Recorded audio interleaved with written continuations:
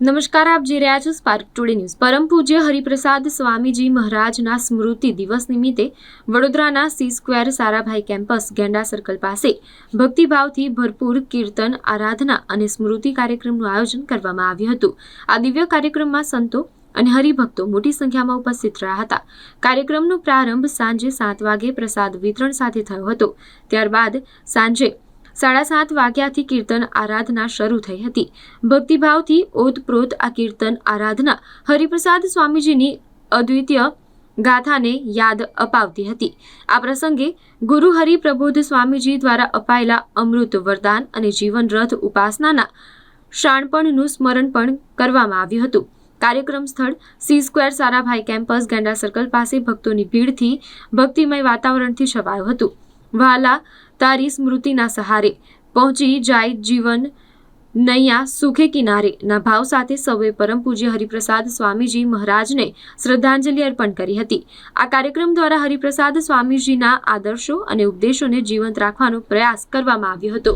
અનંત ઋણ હરિતણા આજ અમે એ જ આરાધનાને ચૂકવવા માટે, ઋણ અદા કરવા માટે ગુરુ હરિપ્રસાદ સ્વામીજીએ આજથી 4 વર્ષ પહેલાં એમની દિવ્યલીલા સંકેલીને અક્ષરધામ નિવાસી થઈને સૌને સનાથ કરવા માટે એ ભગવાન સ્વામિનારાયણની પરંપરા કે એવા પવિત્ર પુરુષ થકી ધરતી પર અખંડિત રહીશ, એ જ ઋણને ધ્યાનમાં રાખીને આજે સરસ મજાનો કાર્યક્રમ એ ગુરુ પરમ પૂજ્ય પ્રબોધ સ્વામીજી મહારાજના દિવ્ય સાનિધ્યમાં અને સમગ્ર વડોદરા શહેરના ભક્તોએ ભેગા થઈને જ્યારે હરિપ્રસાદ સ્વામીજીએ અનંત ઋણ ચડાવ્યા છે, હરિપ્રસાદ સ્વામીજીનું નામ સાંભળીએ એટલે આજે પણ દરેકના હૈયાને વિશે થાય કે સમ સુરત ભાવને એકતા। હરિપ્રસાદ સ્વામીનું નામ સાંભળીએ દરેકના હૈયાને વિશે થાય કે યુવાની ધન્ય બને। હરિપ્રસાદ સ્વામીજીનું નામ સાંભળીએ દરેકને એવું થાય કે સાચી આત્મીયતા પરિવારમાં, સમાજમાં કે રાષ્ટ્રમાં સ્થાપના કરીને અને એ હિન્દુત્વને ધારણ કરીને ગુરુ હરિપ્રસાદ સ્વામીજીએ સમગ્ર જીવનકાળ દરમિયાન ખૂબ જ અથાગ પરિશ્રમ કર્યો છે। આજે એવો સરસ મજાનો કાર્યક્રમ છે એ જ હરિપ્રસાદ સ્વામીજીના જીવન દર્શનનું એક નાનકડું કે યુવાનોના જીવનમાં હરિપ્રસાદ સ્વામીજી કેવી રીતે ઓતપ્રોત થતા હતા અને હરિપ્રસાદ સ્વામીજી યુવાનોને સાચા માર્ગે વાળતા હતા।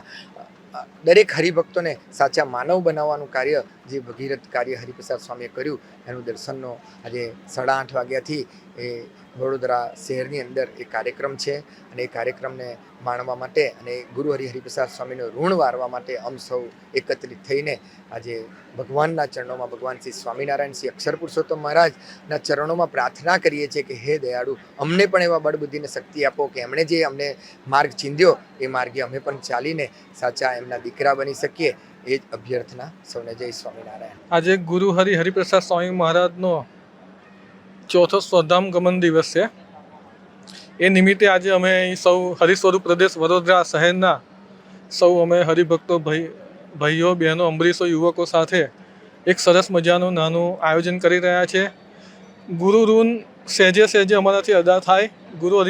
ગુરુ હરિપ્રસાદ સ્વામી મહારાજે અમારા જીવનમાં અનંત ઉપકાર કર્યા છે, એ ઉપકારને અમારે અનકિંચિત ચૂકવવાનો આજે અવસર આવ્યો છે। એ નિમિત્તે આજે સરસ મજાનો એક ડ્રામા છે। 2 કે 3 હરિભગતો પોતાના જીવનમાં જે ગુરુહરિએ આત્મીય સ્પર્શ આપ્યો છે એના પોતાના જીવનમાં બનેલા પ્રસંગોનું પણ એક નિરૂપણ કરશે ભક્તો ભેગા થઈને। પછી અમારા પ્રાદેશિક સંતવર્ય પૂજ્ય સુચેતન સ્વામીનો પણ અમને માર્ગદર્શન મળવાનું છે, એ માટે સરસ મજાનું આયોજન કરેલું છે।